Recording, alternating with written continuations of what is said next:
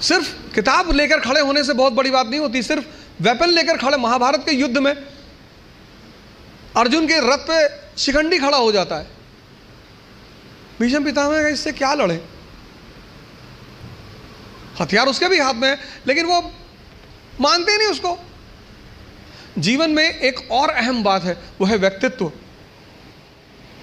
व्यक्तित्व का मतलब बदमाशी नहीं होता, कॉलर खड़ा कर लिया, 3 बटन खोल ली, चाबी नचाते हुए जा रहे, ये सब नहीं होता। हमारे देश की एजुकेशन सिस्टम ने जिसको सबसे ज्यादा निगलेक्ट, मतलब मैं देखता हूं लोग 4 आदमी के सामने बोल नहीं पाते। कई चीजें हैं जो मैं हर सेमिनार में रिपीट करता हूं, उसमें से एक ये है कि स्टूडेंट, भिखारी और सन्यासी की कोई इज्जत होती नहीं। कि तुम लोग जो अपनी इज्जत बचाने की कोशिश करते हो,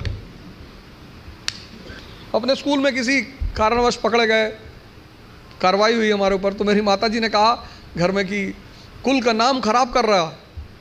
तो मेरे पिताजी ने बड़ा अच्छा जवाब दिया, बोले कौन सा मुगल कुल है कि हमारे कुल का भारत में बड़ा नाम। बोले कोई बात नहीं बेटा, जाओ, तुम हो गई गलती तो कोई बात नहीं। स्टूडेंट, तुम जहां भी सीखने जाओगे ये सब कॉन्सेप्ट लेकर, मैं तो क्लास में देखता हूं 500 लड़के 600 लड़के बैठे होते हैं, सवाल ही नहीं करते, एक दूसरे का चेहरा देखते हैं।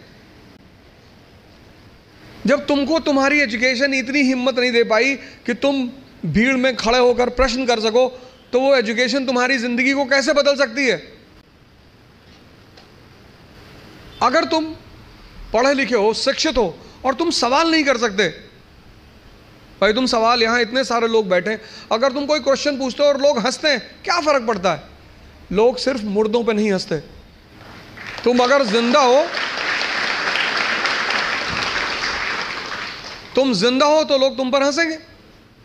तो एजुकेशन कम से कम इतनी तो क्षमता दे कि मैं पूछूंगा हाथ उठा के।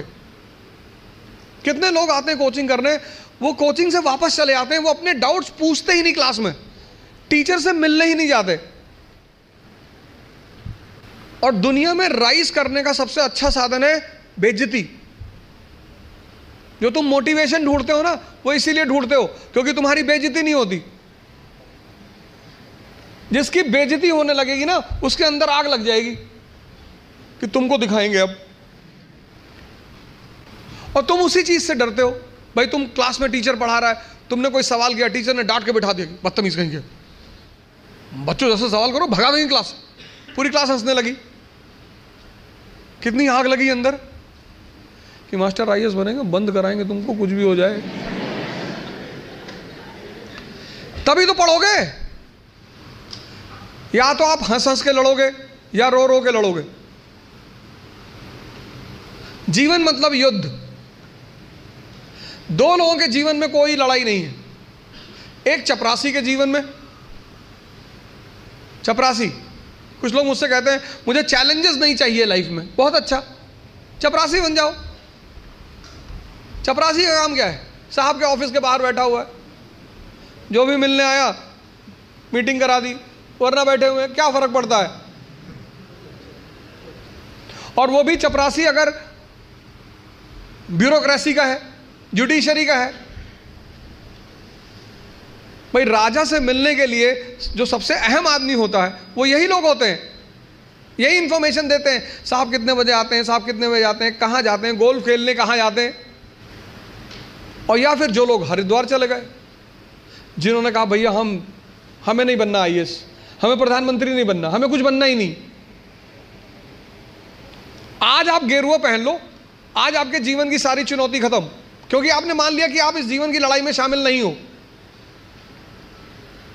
लेकिन जीवन का मजा भी तो यही है। और करना क्या है? भारत आज एक दुनिया का ऐसा देश है जिसके पास सबसे ज्यादा युवा हैं। और भारत आज दुनिया का एक ऐसा देश है जिसके युवा सबसे ज्यादा डिप्रेशन में है। इसीलिए तो बुजुर्ग लोग शादी कर रहे हैं।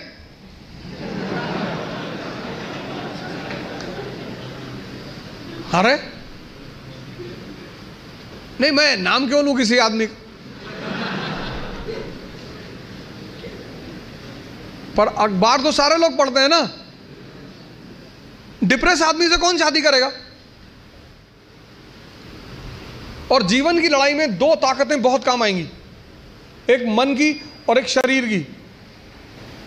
तुम जब भी ऊपर उठोगे तो ये ग्रेविटी तुम्हें नीचे खींचेगी ना, ऐसे समाज की ग्रेविटी है। हम जब आईएएस की तैयारी करने गए तो हमारे गांव में हर आदमी, मतलब एक साहब तो हंसना शुरू किया उन्होंने, और हंसते हंसते गिर गए वो। उन्होंने हमसे पूछा दिल्ली क्यों जा रहे हो? अब मेरा दिमाग खराब था, मैंने कह दिया मैं आईएएस की तैयारी। बोले आईएएस? फिर वो हंसने लगे और हंसते हंसते वो गिर गए। और उस हंसी का इतना रोल रहा मेरे जीवन में, मतलब उस हंसी ने मुझे एकदम मजबूत कर दिया था कि अब आईएएस ही बनना है। उस दिन मुझे एहसास हुआ कि महाभारत क्यों हुई।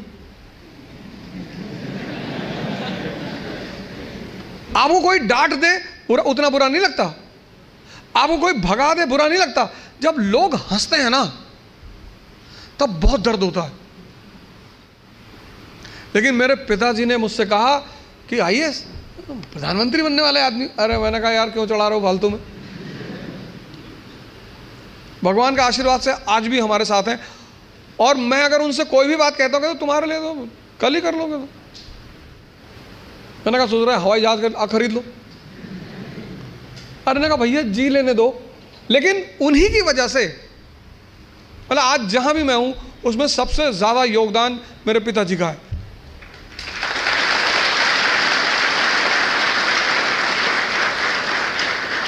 और वो योगदान क्या है सबसे ज्यादा बड़ा?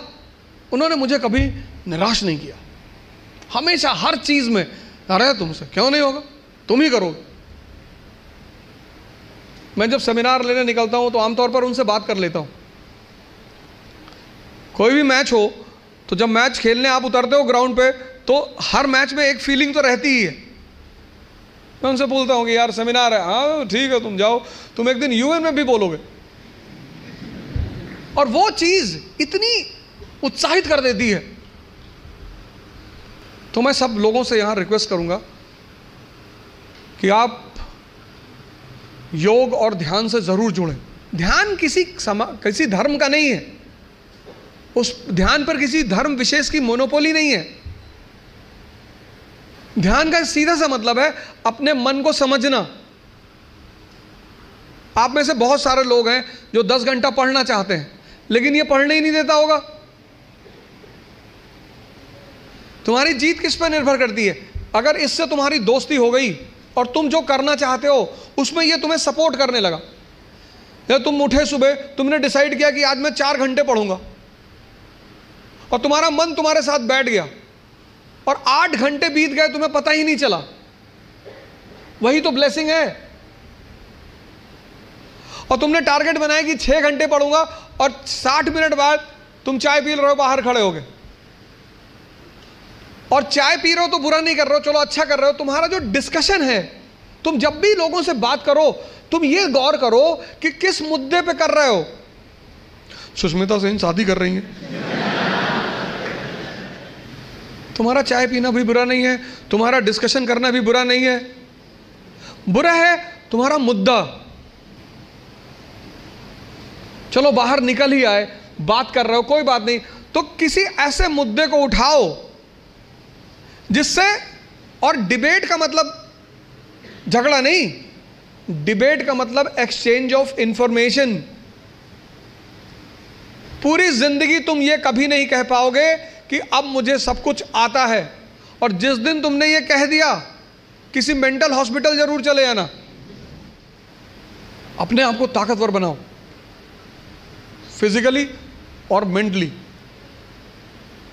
क्योंकि यही ताकत तुम्हारा उत्साह बनेगी। पीवीआर की टिकट लेनी है, लाइन में खड़े हो तुम,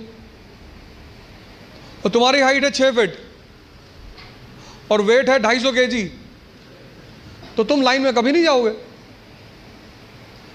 ताकत है ना शरीर में, उत्साहित हो तुम, लाइन के आगे चले गए। तुमको पता कि अगर कोई झगड़ा करेगा सबको मारेंगे। मुझसे लोग पूछते हैं उत्साह कहां से आता है? शक्ति से। ये जो एंथुजियाज्म है, ये जो कॉन्फिडेंस है, ये ताकत का खेल है। अपनी पढ़ाई के साथ जिस चीज को तुम निगलेक्ट करते हो, जो निगलेक्ट करते हो, तुम उस पर ध्यान ही नहीं देते, वो चीज है तुम्हारी पर्सनैलिटी। पढ़ाई के साथ साथ जो इक्वली इंपॉर्टेंट चीज़ है वो है पर्सनैलिटी, तुम्हारी साइकोलॉजी, तुम्हारा सोचने का तरीका। अब पुणे से निकलेंगे और भी ज्यादा IAS PCS, क्योंकि अब पुणे में आ गया है इकरा IAS, जहां ओझा सर की देखरेख में होगी UPSC की best preparation. We have best faculties from Delhi. Online and offline batches starts at Ikra IAS by Ojha Sir, Sadashiv Peth, Pune.